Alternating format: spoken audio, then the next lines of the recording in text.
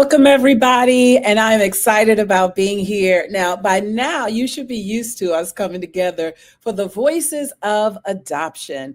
I love this organization, and I love the conversation that we normally have. So, of course, I'm Cheryl Jackson.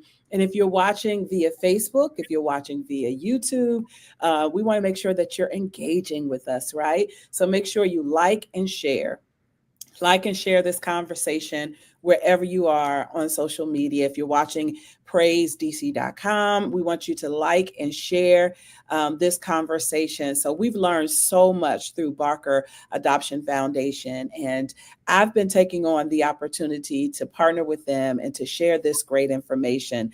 Now, of course, I have with me Sara McEachnie. Now, you know her already. She's been on every last one of our Voices of Adoption. She is the Director of Domestic Adoption Programs over at Barker Adoption Foundation. Welcome, Sara. Hi, everyone. Thanks, Cheryl, for having us again. Oh, it's my pleasure. And again, I love these conversations. So Denise, if you don't mind, I'm going to read some of your bio so folk will know who you are. So Denise L. Defoe is currently working as a psychotherapist with a master's degree in social work from the University of Alabama. Now, Denise's background is in aging, health, and healthcare. So as a licensed therapist, Denise combines her expertise with a compassionate approach to help individuals and families embrace the aging process with dignity and grace while creating lasting memories. Now, Denise is a passionate adult adoptee and dedicated advocate for the adoption community, committed to sharing personal insight and fostering understanding through speaking engagements and educational initiatives. With a unique perspective shaped by her own journey, Denise authored the book, They Chose Me, an adoption story. Oh, I can't wait to talk about that, which engages audiences as she chronicles her life as an adoptee. Now, she takes readers on an emotion-filled journey as she navigates her feelings of pain to a place of peace. Now, Denise strives to create safe spaces for dialogue, fostering connection and understanding among adoptees, families, and professionals. And she believes in the transformative power of storytelling and the importance of sharing diverse experiences to enrich the adoption narrative and improve the lives of those touched by it. She is currently in reunion with her biological father, siblings, and a host of aunts and cousins. Denise enjoys traveling and spending time with family and friends, and she's married to Dr. David I. Defoe, and together they are the proud parents of their daughter, Dana Imara. Imara? Mm-hmm. All right. And so we are welcoming to our Voices of Adoption, Denise L. Defoe. Hi, Denise. Hi, thank you for having me. I'm so happy to be here. I'm happy to have you, and I can't wait to get into your story. Can't wait to get into it and to even talk more about what you wrote in your book. So let's get started. Share a little bit about yourself and how old you were when you joined your family. So I was born and raised in San Diego, California. My parents at the time were, my adoptive parents were interested in adoption. They had had a pretty traumatic pregnancy that ended in as an ectopic pregnancy. Mm-hmm. And so they decided that they were interested in looking into foster. There was a program in San Diego. It was a foster to adopt program. And it was, the agency was called TAYARI. It was an African-American adoption agency for African-American families looking to adopt African-American children. And several of the members of the church that we attended at the time had utilized TAYARI. They're now closed. But they had utilized TAYARI for fostering children and adopting children. So my parents looked into them, and they were initially wanting a son. So they had looked at, had fostered a few boys, and the last child that they there was one they fostered one boy, actually, I'm sorry, and this boy came with a lot. There was a lot going on, and it just wasn't the right fit. And at the time, they met with the caseworker, they met with their adoption specialist, and they said, okay, all right, well, we have a little girl. And she's almost 2 years old, and they brought me out, and I had on a little yellow dress and bows and socks with little bobby socks. And they said, we want to get to foster her. So they fostered me for, they started out on just the weekends. So they took me to the house on the weekends, and they went through a series of home studies and so forth. And they worked with my foster mother, and they only allowed me to go with them on the weekends. And then the visits got longer, and then I started going with them during the week. And I was about almost 3 years old when I was officially adopted. My mom, I remember my mom saying in recent years that it was so hard to keep sending me back on when Mondays had come, because having to give me back, they were just so devastated. In later years, also, I learned a lot after writing my book because I'd asked so many questions. But in later years, my mom said that my foster mother just did not want to part with me. She did not want to part. And it was a little bit of something going on there, but it ended up working out. And so I was adopted at almost the age of 3 years old. And I went to live with them permanently. That's an amazing story. Do you remember any of that? No. No. So when I was a child, being adopted was always a conversation that we had. It was never a surprise. It was never this revelation story that, you see on sitcoms. I've always known. My parents always told me, yeah, mommy and daddy, we chose you, and we worked really hard to make you a part of our family, and you didn't come from mommy's tummy, that sort of thing. And over the years, as I got older, I began asking more questions. And so that's when they began to tell me, I would say, who was my family? Who were my parents? What, tell me a little bit about them. And they had very limited information. I had a closed adoption. So they had very limited information. I never saw my original birth certificate. The only thing that I saw of mine was my original Social Security card, my Medi-Cal card, which was my Medicaid for Maryland, my Medicaid card, and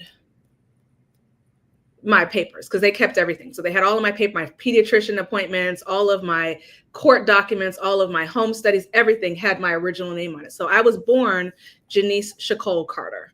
And so I still have cards that say Janice Carter on them, and little baby Janice was doing this, and baby Janice had met this milestone, and baby Janice. So those are the only things that I had. And the information that my parents had was they told me when I was a teenager, they said, unfortunately, we don't have a lot of information about your family. What we do know is that your biological mom, was a twin. We knew she was a twin. We heard that she had a son who was 7 at the time. So she was 7. She was in and out of jail, struggled with addiction. And when you were born, you were left in the hospital. So that was all I had growing up. That's all the information I had. So, as I was growing up, I would make stories up about who my parents were, what they were like. They didn't have any information about my father, but they knew I had a brother. So I would make up these stories in my head, and I always talk about Annie, the movie Annie, and there's a song in there called Maybe, and maybe far away, maybe, and it talks about maybe my parents are this, maybe my parents are, bet you they're rich, bet you they're, and I would create stories in my mind about what I thought my parents might be. Why did they leave me? Maybe it was just hard. Maybe they're looking for me, that sort of thing. So it just was a lot of conflicting feelings growing up, but that was all of the information I had about my biological family up until the age of 40. What was 2019? So 39. Wow. So you just kind of gave us the whole scenario, what it feels like. But, and the awesome thing is about how you were adopted, like they were fighting over you, like between your foster mom and your adopted mom, they were like fighting over you, which is beautiful from some of the other stories, that we've heard where, kids aged out or, they were really trying to find, their forever family. So how was adoption talked about in your home? I know you said that they were pretty candid about it, that they never hid that from you. And when did you learn that you were adopted? When did you get the understanding of that? Like what age were you? I mean, I don't remember the age that they told me. I think that my understanding of it, of what it really meant, was probably 10 or 11. I think I really began to understand that I was not biologically theirs. So like we didn't share the same DNA. And I think that happened probably in around 4th or 5th grade. I didn't know anybody else. Well, I did know one girl, but we weren't close. But I think really being able to connect with adopted persons and really understanding that these people may have gone through the same thing as I did wasn't until high school. So I would, people say, oh, let's do an icebreaker. What's your fun fact? Oh, I'm adopted. And then I'd learn, oh, I'm adopted too. Or, oh, my uncle's adopted. So then I'd be like, oh, wow. And so that was kind of a connecting piece for me. But I've always known, like I said, I don't have an age where they told me, but I think my understanding was around 10 or 11. And then being able to really process what that meant and kind of understanding like the hurt and the abandonment from it, the trauma from it really began to become more in the forefront of my mind when I was a teenager. I really began to understand the separation and the loss and those feelings that associated with that piece of adoption when I was a teenager. That's when things heighten, though. Isn't it like when we start getting this understanding? Because as a kid, you're just thinking, this is my family, this is my family. Even if they say adoption, you don't really get the concept that, I'm not biologically theirs, because you don't even have that as a kid. But I could see around 10 when you're starting to think, oh, so I don't have the same blood you got? Like, I don't, Yeah. And then because around that age is when you're trying to find your identity. You know what I mean? You're in middle school, you're trying to figure out who you are, you're trying to find your place in this world or whatever. And you're kind of trying to understand yourself. And so when you have this loss of identity, again, and I tell this part all the time, I had a fantastic family. My family was fine. Like, there was no trauma. There was no that. I never felt apart. I never felt different from any of them. They did everything they could to make me feel like I never felt different. That was my family, right? Yeah. And there's always these stories in your mind, and always these questions in your mind. And so, wondering like, well, who do I look like? Your friends, you'd be like, oh, she looks just like her mom. And I'm like,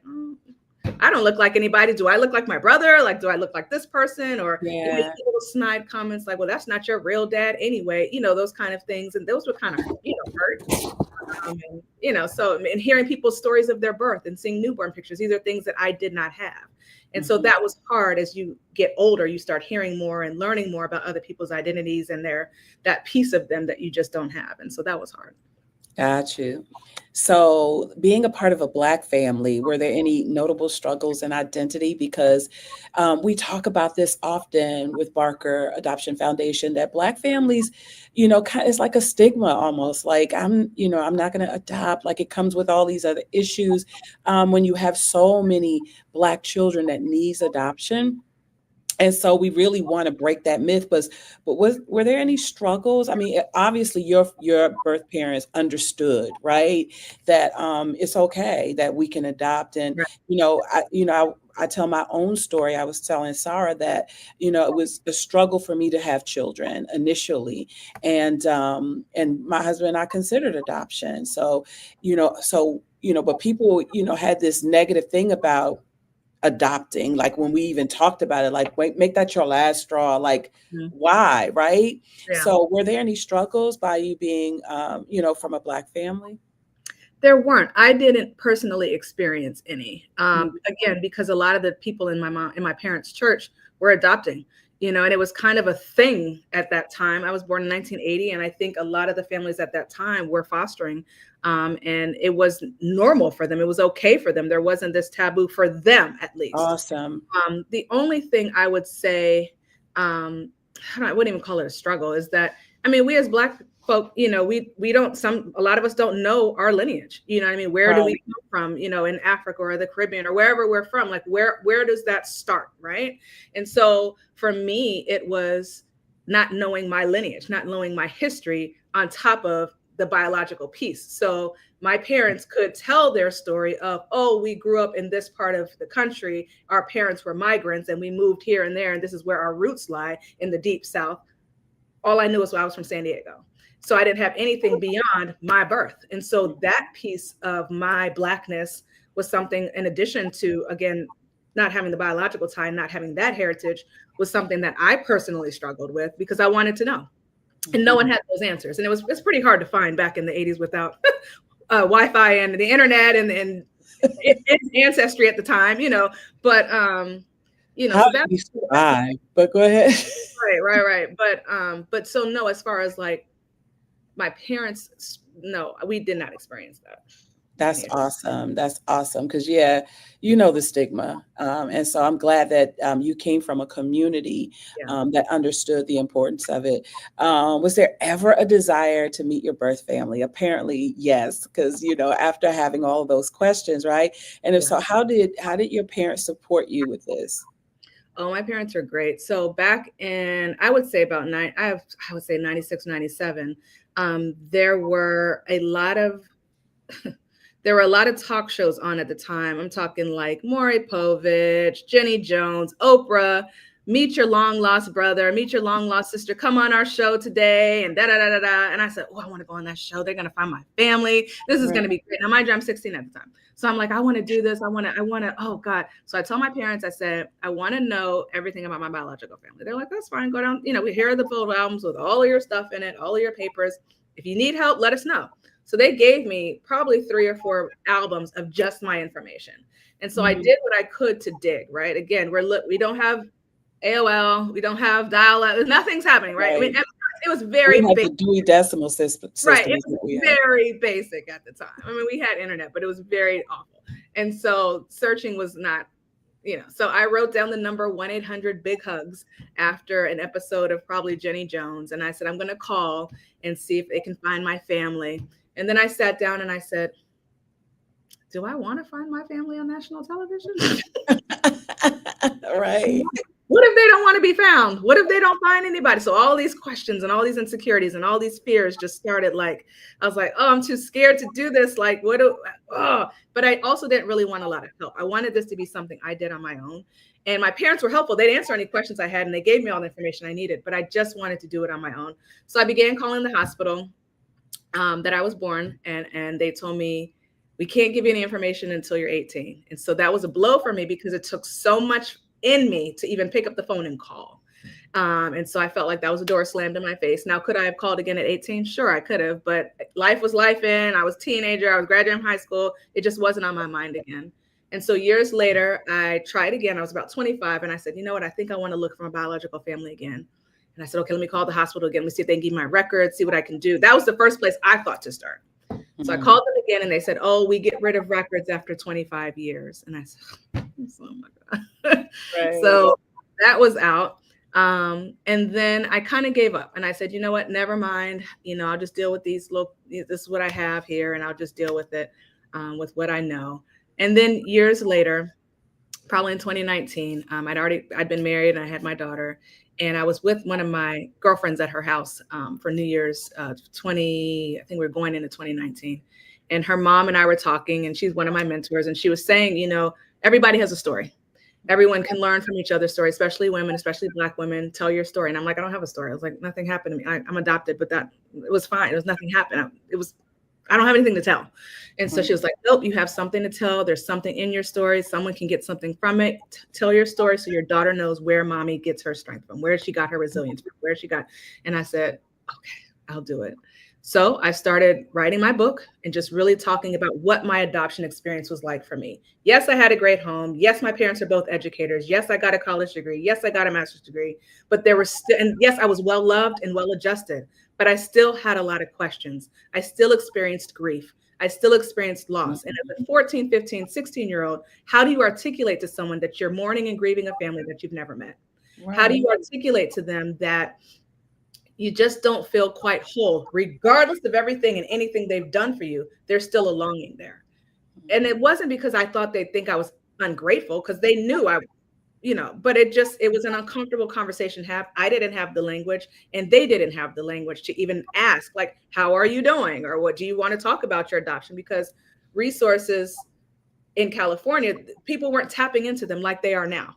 You know, I think there's a lot of stuff that's out there now that people are more willing to grasp. People long for information, right? Mm-hmm. My generation, your generation, generations after me want information. They want to know, how can I be a better adoptive parent? How can I be a better foster parent? How can I process my adoption as an adoptee? And I just don't think that those things were available back then. So yeah, I don't remember what I was talking about. Yeah. No, we were asking you, were your parents supportive? And you definitely shared that they were. And so the type of formal or informal support did you utilize in your journey? What kind did you find in your birth family? Like, did they assist you with, helping? I know you said they gave you the binder and all the things that you had, so I think that's where we were jumping. Yes. Okay. Now this is a good segue to this part. So after my mentor was talking to me about telling my story, I said, I think I'm going to write a book. And I prayed about it. I fasted about it. I was just like, okay, I'm going to do this. It was something that had never been on my bingo card. I never thought I'd be an author. I never imagined how much work it took into writing a book, how much money it takes to write a book, how much marketing you have to do to sell your book. But I decided to just start writing. And in January of 2019, January of 2018 to January to January 2019. Yeah, it took me a year exactly to write my book. And when I released it in June of 2019, everyone was like, "Oh, the book is great. It's such a cliffhanger. You gotta find your family. You gotta do Ancestry." And I was like, I don't really want to do Ancestry. I've known about Ancestry. I know about 23andMe, but I was like, when I wrote my book, I felt like I was in such a good enough space of healing because the book was so cathartic. I even went through therapy when I was writing it because I was like, I'm talking about a lot of stuff that I've never said out loud. I'm writing about things that my parents do not know about. So when I gave them my final copy of my book, I said, I'm giving this to you for your approval before this is published. And they were spellbound. They were like, oh my God, this is wonderful. So when I released it, everyone was like, you got to do Ancestry. And I said, no, I don't want to. I said, I'm good. This is great for me. I'm healed. I'm good. This is for y'all. I'm going to talk about it. I'm going to go around and share my story. Someone can get something from it. But then they just kept hounding me. And I said, okay. I'll do Ancestry. And I think I was also scared because I was afraid of what I'd find. And also who didn't want to be found, who didn't want anything to do with me. And that was a fear of mine. So I said, you know what? I'll do Ancestry so I can learn my lineage. I'll go in with that. So I said, okay, if I don't find anybody, if I don't learn anything, I'll know my heritage. So I went ahead and did it in September 11th of 2019, September 20 something. I got a ding, and it was my first cousin, my biological mom's identical twin son. So we matched just half siblings because twin DNA is. Yeah. So we matched as half siblings. So his biological mom, my biological mom were identical twins. So he reached out. He told me his story. Both of our moms were addicts. They died 4 months apart. They died in 1989 at the age of 32. My mom passed. His mom passed first. No, my mom passed first, and then their mom passed. So I met my cousin, and we were able to connect. And so he didn't grow up with his mom. He was in the foster care system. So both of our stories were kind of similar. We were both for family. He's an educator now. So it was a very, very surreal. And when I read the DM, I almost passed out because I was like, oh my goodness. I just found someone, and this is a close sibling. Yeah. I had been finding fourth and fifth cousins, and I was like, I don't know, they could be anybody, and it could be far back as it goes. They might not have any information. So I was trying to really stick to second and first cousins, and he was the only one. So when I met him, he introduced me to his brother, and then the three of us continued on our search of trying to find other family members, which then led into me meeting a couple other aunts and that so forth. So in 2022, I got a DM from someone who said, oh, I think you're related to my mother. And I said, okay. I said, well, who's your mother? And they told me their name. I said, well, that's not my mother. And they said, okay, well, that means you're related to me on your biological dad's side. I said, what? She said, yeah, and your biological father is alive. I said, what? She said, yes. This was in 2022. I said, are you sure? She was like, yeah. She's like, and I'll connect you to him. So she called him. He didn't quite believe it because he'd never heard anything of me. Nobody on my family knew anything about me. Right, because she left you at the hospital, so they may not even know she was pregnant. So what happened was, after I found my first cousin on Ancestry, I called Vital Records. I got my mom's death certificate. I found out what schools she went to. I found out what she was in prison for. I went ham, and I just started finding all the things I could to create this picture of their mom and my mom, because he didn't have any information either. So I'm trying to you didn't have pictures or anything. I had no pictures. Wow. I had never seen a picture of her. So I asked them when I reached out to the prison, I said, if you have a mugshot, send it to me. Mm-hmm. They did. That was the first time I'd seen my biological mother in 40 years. And so that connection it was a lot. And the cousin on my biological dad's side, the reason why no one knew who I was, this is what I was getting at. My biological mother got pregnant with me in March of 1980. She was in March of 1980. She went to prison in May of 1980. So the entire pregnancy, she was in jail. So nobody knew she was pregnant. My dad didn't know she was pregnant. None of my family knew she was pregnant. She had me and went back to jail. So that's why I was left in the hospital. But see, all these years, I thought I was just left in the hospital. Abandoned. Yeah. And so when I met some of my family, they said, well, I don't know why your mom never told us about you, because we could have taken you. We could have done this. We could have done that. And they said, we just think she wanted you to try to have a better life and just try to get out of this cycle of what was happening within the family. And so for years as a teenager, I had a lot of anger about it.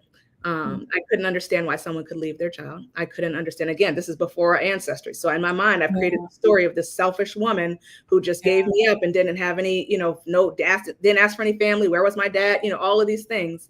And so as I've learned the story, it had changed my view to her being selfless and wanting to give me another chance, because she had seen around her what was going on. She didn't have the village. She didn't have the support system. She didn't have the resources to give me the life that I'm sure she wanted her first daughter to have.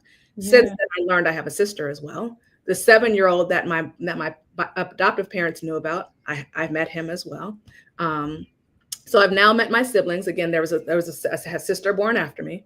My brother, who's 7 years older than, I've met him as well. And again, for my dad, when my cousin told him about me, he was like, I know I have no kids. He was pretty skeptical. And I said, well, I have a dad. My adoptive dad was alive at the time. He passed later in 2022. So he was alive. I was like, I don't want anything. Like, I have parents. Like, I'm good.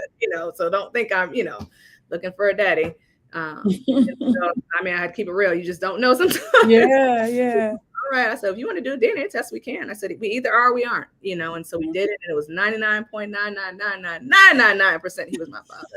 And when we got those results, he just welcomed me with open arms. And I flew out to California 3 times now and met my cousins and met my aunt and met my dad and his side of the family. And everyone just really welcomed me with open arms. And it was just so sad that I'm 41, 2, 3 at the time, and this is their first time knowing about me, and that we could have, and I said, God has a purpose for everything, and he has a reason for everything, and the life I was gifted was a blessing, and I don't regret anything, and neither should you. I think that God's timing is what God's timing needed to be, and the ancestry journey needed to happen at this time, because if I'd done it any sooner, there were a lot of things happening in other people's lives. If I had done it sooner, it would not have turned out the way it did now. So I'm thankful to God for how it all orchestrated. Man, this is an amazing story.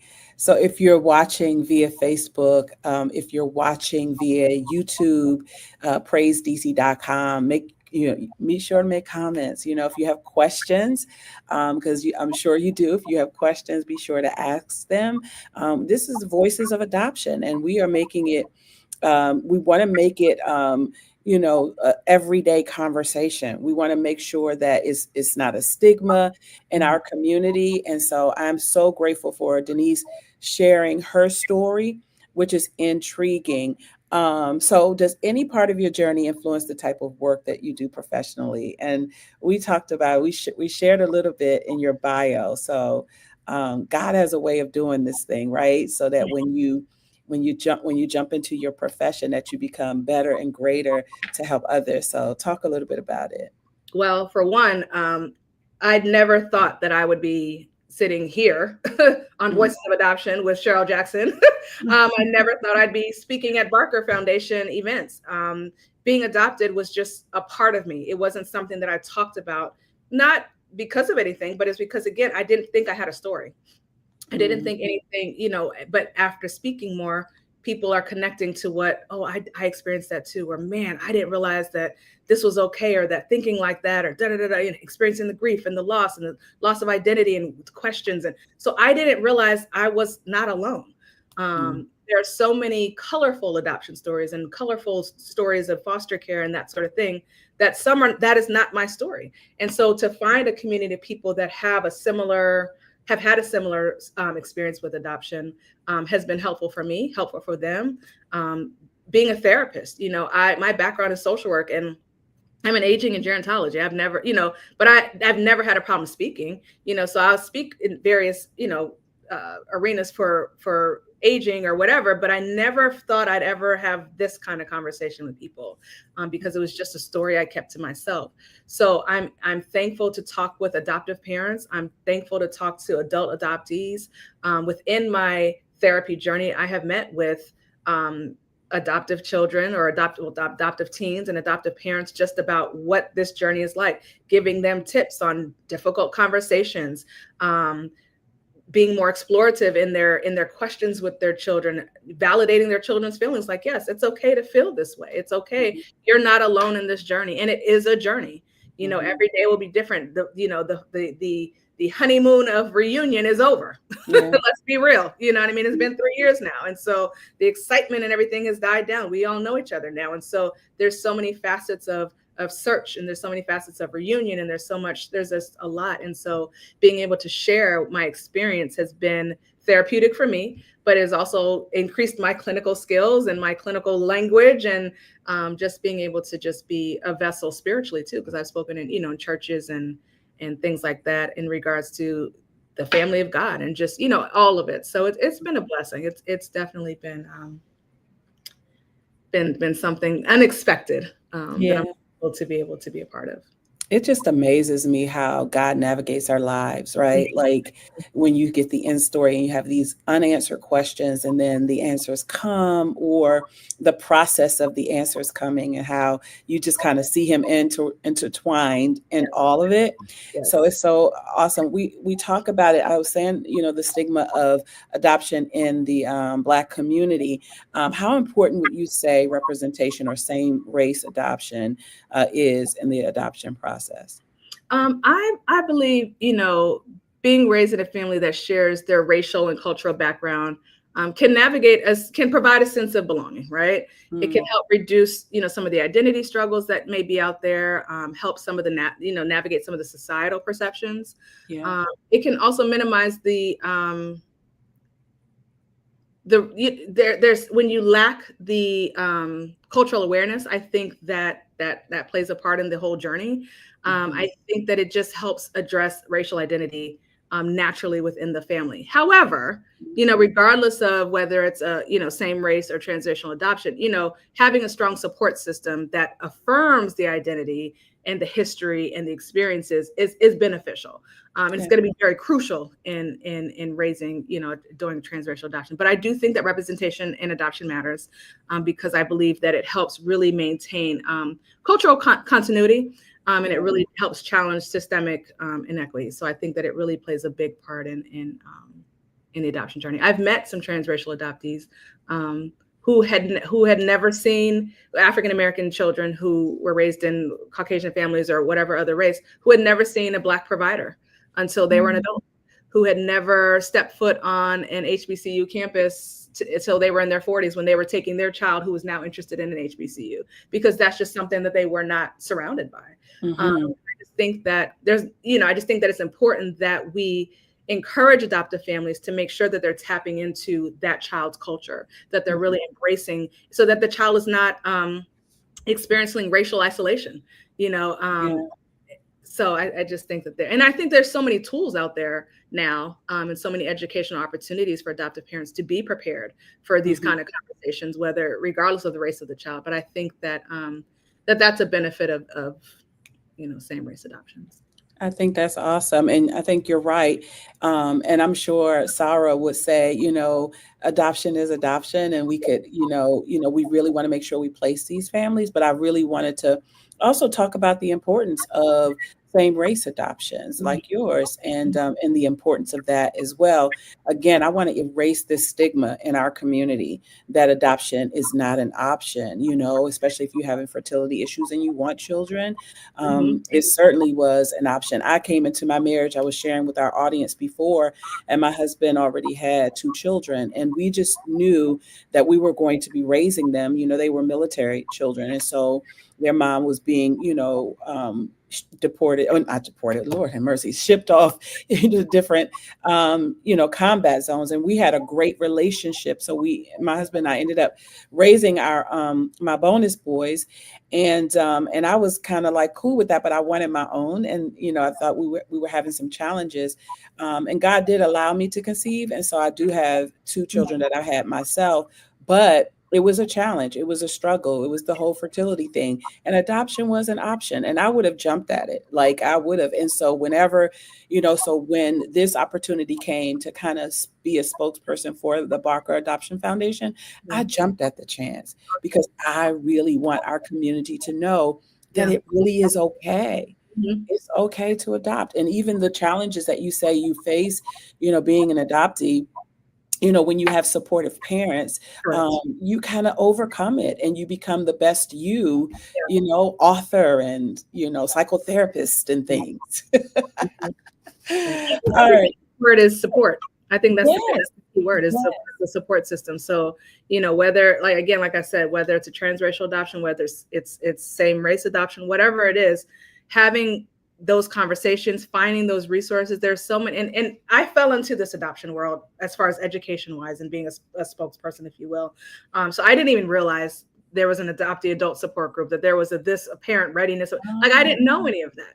And so if I am a person who is interested in looking at adoption, or someone who has adopted already and just needs a little bit more support, Google is your friend. Please look up what you can find to support you on this journey, because it is a lifelong journey, not only for you, but for your child.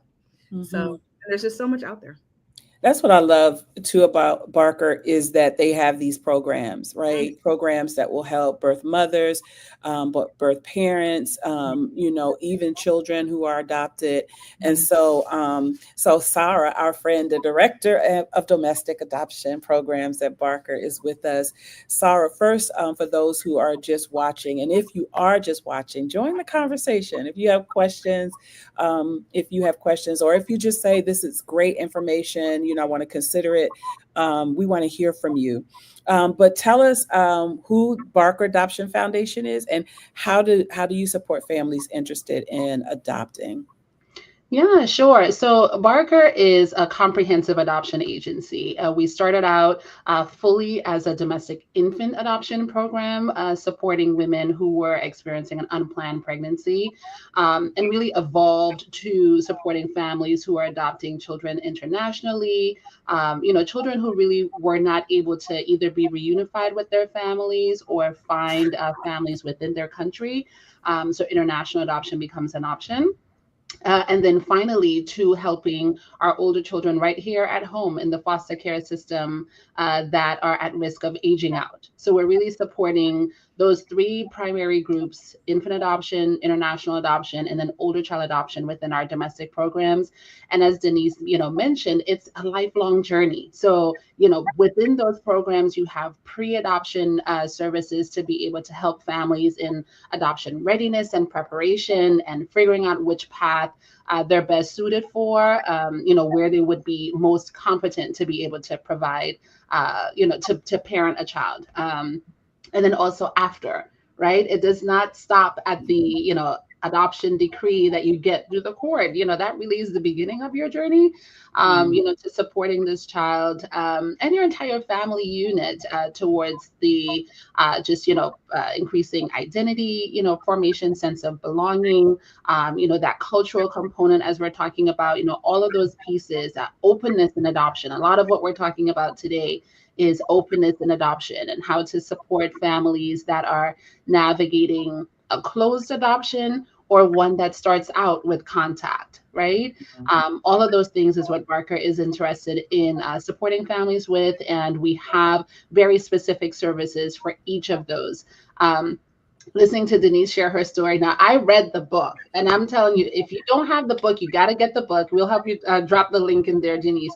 But when I read the book, I was really, really, intrigued by this idea of, you're within a same race adoption, but you still have, you're going to grapple with the grief and loss. You're going to grapple with identity and sense of self. Like, that does not go away just because you're in a family that looks like you, right? Because there are still going to be things that are uniquely different and special that that come with who you are, and that you need to be able to fill in those missing pieces. And so I'm really, really glad that Denise was able to articulate that here.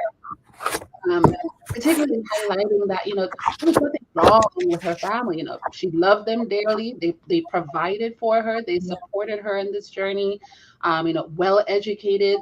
She didn't lack for any of those things, but it does not replace that natural, curiosity, which is why Ancestry.com and 23andMe are so popular, right? Because there's a natural yearning to understand who you are and where you come from. Like, that is always going to be deeply important for an adopted person. And so I wanted to specifically highlight that, in this segment, because we do have, families when they're seeking to expand and have grow their family by adoption. Sometimes, subconsciously or innately, you want to do a same race adoption because you don't really want to talk about it, right? It's nothing. You don't have a sticker on your back when you go to the grocery store that says this child is adopted. They look like you, right?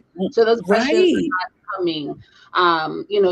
So being able to just share in this forum, like, hey, you don't get to avoid that conversation, right? You still need to be able to, support, empathize with your child's journey, and you initiate those conversations as well. You don't wait for your child to talk about it, because if you're waiting for that time, it means that you've missed years, right? Because when they bring it to you, they've already been thinking about it for like the years prior, right? So all of that is why, I really wanted us to have this conversation today, which, Denise articulated so beautifully. And, if there are questions in the chat, I think we see some coming in here. Happy to answer those too. Absolutely. Absolutely. So Jimmy, and I love Jimmy's an artist who grew up here in DC. And he says they didn't have this kind of program when I was in foster care system, but I'm grateful for my foster parents who raised me.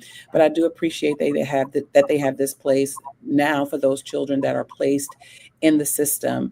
Absolutely. And you lucked up, Jimmy. Like, we thank God for great foster parents. And I love Denise's story about how her foster parents was fighting, like, wait, I'm not ready to let her go. Like, they begin to love her too, which God, again, showing so much love on both ends of your foster parents, then your adoptive parents. And during a time when you didn't even realize it, but you knew, but there was this love from these people.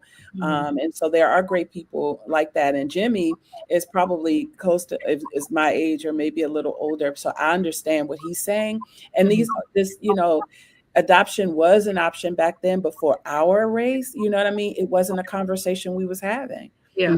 Nobody was really talking. That's why it's so important for the conversation for us now in our community, because now people, as you said, your adoptive parents had a community that understood the power of adoption. And so because of that, then you had an opportunity to be adopted in a beautiful home. You also talked about, Denise, when you were being adopted, that it was a closed adoption. And basically, because your biological mom had passed, and so she wasn't in a place to where she could raise you.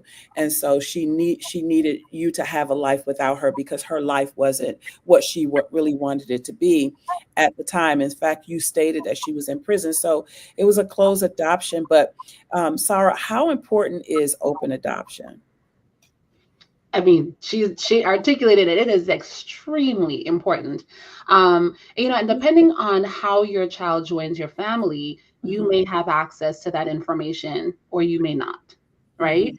In both of those scenarios, it's really not an excuse to not talk about adoption, right? Because whether you have access to the information or not, that child joining your family starts from a place of grief and loss. They've lost their original family or their first family or family of origin. You'll hear a number of different phrases to describe, that child's origin story.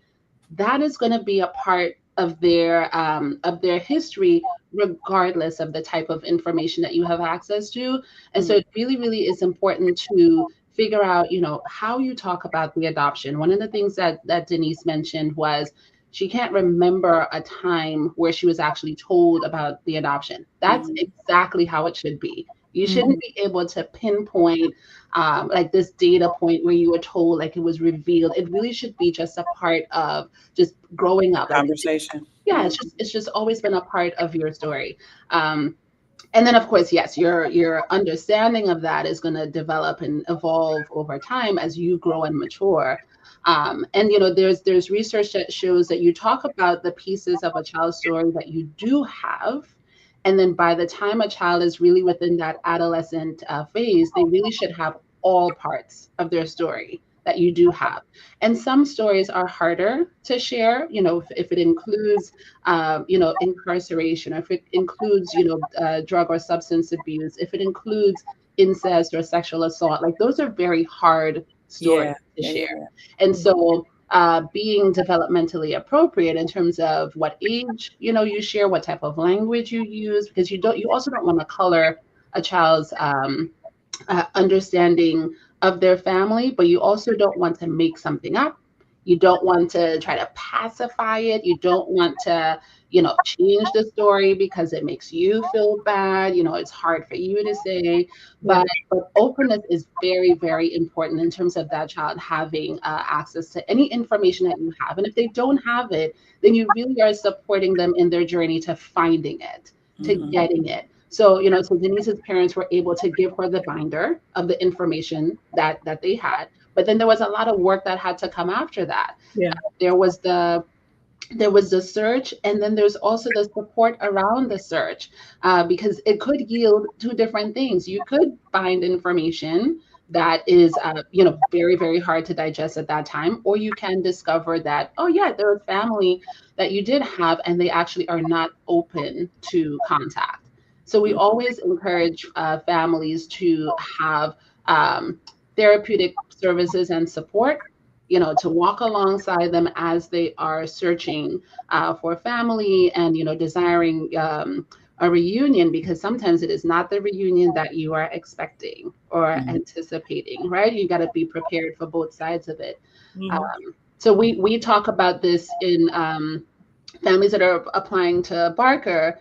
You have to be open to openness, right?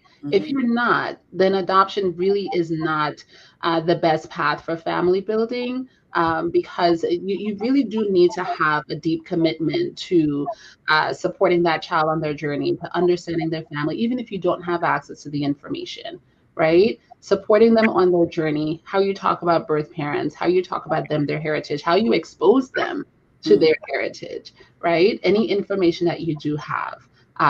Very, very important to be able to accompany them along that journey and not leave them to figure it out, on their own as the child, right? The child is the only person in this equation that actually does not make a choice for adoption. Right. One thing I wanted to say was that I'm grateful again for how God orchestrated all of this, because there are a lot of things that I learned, a lot of things that I heard through this reunion and adoption search that I know I couldn't have handled 15 years ago. Right. Very hard stories. And again, I've gone through social work school. I'm clinically understanding of things, and I'm emotionally whatever at this big age. But if I had known the things that I know now at age 16 when I first started, yeah, right, I could have handled it. That's what we said. God's timing is perfect. Even back then, that there was the struggle of identity and how do I know, who do I look like? We, Sara and I laugh a lot because even in these conversations that we've had with adoptees or adoptive parents, their babies start looking like them. Like people start saying, even my bonus boys, who are not my biological kids, family portrait, people are like, I see his eyes, I see you, you know what I mean? Like they start kind of paralleling features. And even, those of us that are married, you kind of start looking like you're made a little bit, or your mannerisms a little bit, kind of makes you kind of look like them. And so the way that God orchestrates it is that, it's like you become perfect, like you become a perfect match, even though it may even be a biracial family. And somehow God kind of orchestrates it that way. And Sara said it's even a name for it. Like they have a name for that. But so I wanted to talk a little bit about Sara and Jimmy Russell, who made his comments, a friend of mine, an artist from the DC area. Thank you for being transparent about your own foster care family. We appreciate that. But you can also, as you stated, talk about the importance of adoption, because had it been a conversation back when you were a child in the foster care system, it may have been a different scenario for you. So share this information, Jimmy, is what I'm saying. Share it on your page. Share it. Voices of Adoption. Talk about some of the events and programs you have coming up, Sara. Yeah, so we have a few of them in the ticker. We have general adoption information meetings for prospective families that are just thinking about or considering, adoption, wanting to learn about their options. We have these monthly, and the next one is upcoming on May 5th. We also have the starting point for applying to any of Barker's programs. It's pre-adoption training, and it really goes through several modules to prepare a family for adoption. So you're going to talk about the grief and loss. You're going to talk about transitioning a child home, whether they're coming from foster care, whether they're voluntarily relinquished by a birth parent, if they're coming from an institutional setting. We talk about transracial and transcultural considerations, also openness in adoption. So a lot of primary themes to help families be educated and understand, just what they need to consider to be able to be the family that a child needs. One of the things that I've wanted to make a distinction in what Denise shared, in terms of, hearing and understanding parts of her story now that would have been more difficult when she was younger. The difference with that is it's never a family's, it's not a family's right to withhold information, right? So if this was information that, that Denise's parents had, that they could have offered her, would it have been like hard and devastating at 16? Absolutely, right? But then you have the supports to be able to help her process that information. But it is not for a family to decide, that's going to be too much for her, we can't share it. Like, you don't get to make the choice to withhold that information. But if in the search you come across that information, and yes, that is an appropriate acknowledgement to sort of, to make to say, wow, if I had this information years ago, like I just, would have sunk into the floor, right? And that's appropriate. But at the same time, we want to make sure that our families that are listening in, like, even though it's hard information, you don't get to withhold it, right? And I also think that if I had been told it, it would have been given to me in an age-appropriate manner, versus my big age where it was just like, prostitution, heroin. It was like, wait, yeah, so it was just, it came differently because I'm older and I'm hearing these from adults and that sort of thing. So I think those conversations would have been tapered, age appropriate. Yeah. And so I do think, but what you're saying is correct. Yes, they don't have to Yeah. But even in that, as she tells her own story, you kind of see how God orchestrated it, right? So in somebody else's story, they may have learned earlier, and it may have been a whole different outcome. But I guess our point is, how God orchestrates your life, and it's kind of like no wrong steps, right? It's like it all comes in, into purpose and into play, and basically, even in you writing your book and telling your story. And so I love to, before we go, because I do want to talk about, I want to get Denise's final thoughts on or what she'd like to share with families who are considering adoption. I want to get that from her before we leave. But I also want to get from you, Sara, the different types of programs, because Barker Adoption Foundation does everything from A to Z. Like if you're considering it, when you actually want to, and the process of you finding, or even if you are considering having, a baby that you'd like to put up for adoption, they walk you through that process. And we've had counselors on who specifically talks to women who are having children that they'd like to put up for adoption. And that process is just so absolutely structured and love-centered. And so I want to talk about the different things that Barker has to offer. It's not just about adoption, the person finding a baby, but it's the entire process that Barker helps with.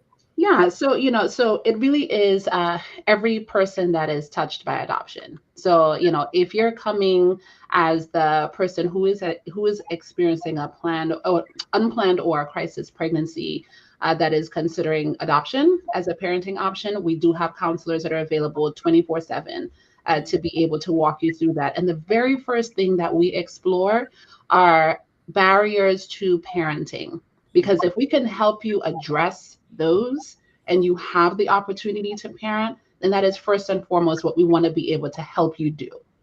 But if it is that, adoption is what you are hoping for, and that is the path that you've decided that would be best for your child, we will help you through that process. And it's not just until a child is placed, but we are also supporting parents after. We have birth parent support groups. We also have support groups for the adopted child. And so there are different groups, depending on the age of the child, that they're able to come in and receive those services. We also have support groups for the parents, whether you are in the waiting process, whether you are a family that was recently matched with a child, or a birth family, depending on the program that you're in. There's support groups or waiting parent meetings for you.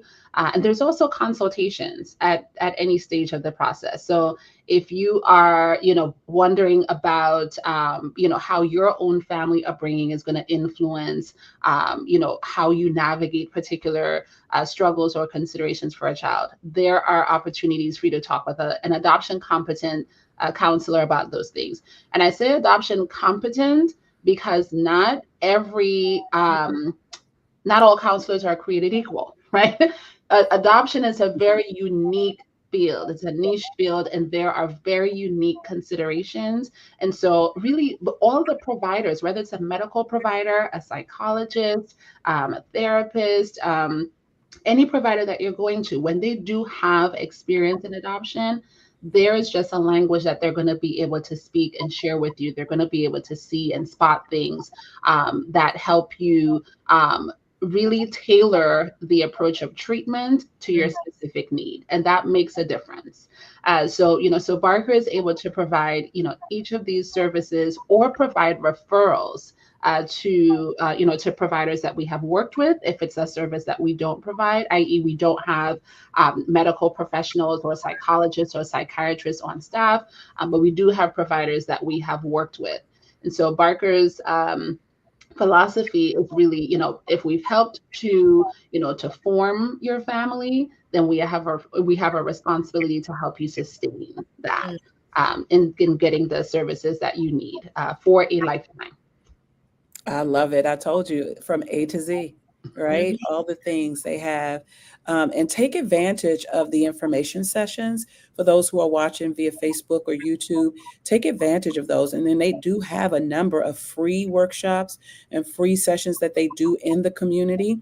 Barker will come out to your church, to your organization, to any of your conferences. If you want to specifically focus on adoption or talk about adoption, they have the staff that will come out to talk about it and put information out. So I love this organization, and I love how it helps folk. All right, Denise, we're coming down to the wire, and I really want to hear from you. Final thoughts, and then also just words of what you would share with families who are considering adoption. Well, Sara said what I was going to say about the adoption competent therapist. But no, I think that if this is the direction that you want to go in as far as expanding your family, or if, again, you're having an unplanned crisis pregnancy, do your research. Definitely find support. I think that there are so many resources out there. And I was going to say about the adoption competent therapist, because like she said, not all therapists are created equally, and there's just language, there's a uniqueness to the experience and to the journey that those particular therapists have, and will offer an invaluable amount of support and heart along the journey. And so I think that that's important. Barker has an annual conference that I go to every year. It's second to none. Like it's amazing. And there's so many people within the triad who are adoptive parents, birth parents, adoptees, people who are fostering, who are coming together to learn. And this generation is about learning and getting as much knowledge and as much information as possible, which I love. And I think that that's going to be the best part to you starting this journey, to you sharing your story, to learning more about what adoption has to offer, and how you can be a successful parent in this journey. It's just finding books, support groups, therapists, literature. There's just so much out there. There's no excuse not to be ready and to be prepared and to be what you need to be for the individual that you're going to be. I love it. Yeah. Well, I really love your story. Tell us the name of the book, because I don't think I talked about it in the bio, but tell us the name of the book and how we can get it. Okay, so my book is called They Chose Me, An Adoption Story, and it is found on Amazon. You can get it on Amazon. You can also email me directly. I'm gonna put my email in the comments. Okay. You can, but you can email me if you'd like a copy, and I can mail you a copy directly, a signed copy directly. But it can be found on Amazon and barnesandnoble.com. You can find it there as well. Awesome. They chose me. I love it. I absolutely love it. I thank you all so much for this conversation. And so we're at the top of the hour. I was going to give you final words, Sara. If you can give us something in 30 seconds, I think we can wrap up. Sure. We are always looking for families that are open to adopting. There are children who need you right here in the United States. There's 100,000 children that are legally free for adoption, and there are expectant parents that are contacting Barker for support with finding homes for their children. So if you feel like that family can be you, please do give us a call. We will prepare you. We will share the information that's important for you to know. But there are children who need families today. So give us a call. And there's the information, barkeradoptionfoundation.org or 301-664-9664. And of course, we will place this on our website. We've talked to Barker, and you'll see all of the different stories posted right there. If you want to go back and watch some of the other videos that we've done, you can find it right there on the website. And of course, you can go to Barker Adoption Foundation and find out the information yourself. It is an organization I trust. It's an organization that I really want you to find out more about, especially if you are, interested in adoption, right? Or if you're interested, if you know someone who needs to put their baby up for adoption, they have this wonderful program, y'all. They really do. And stories like Denise, and so how she's turned that thing into 360, because now she's even helping families and children and, finding her purpose and her own story. So anyway, thank you, Denise. I appreciate you being with us today. I look forward to talking to you again. Hopefully they'll bring you back. And Sara, of course, I love you. And I'm so excited that we get this opportunity to talk monthly. So look for the Voices of Adoption events that we do virtually and get more information and tell people about it. Because maybe you're not interested, but you know someone who is. All right. Thank you. Thank you all for everybody who watched on Facebook and YouTube. We appreciate you guys for watching, and we'll talk to you the next time. Bye-bye. Take care.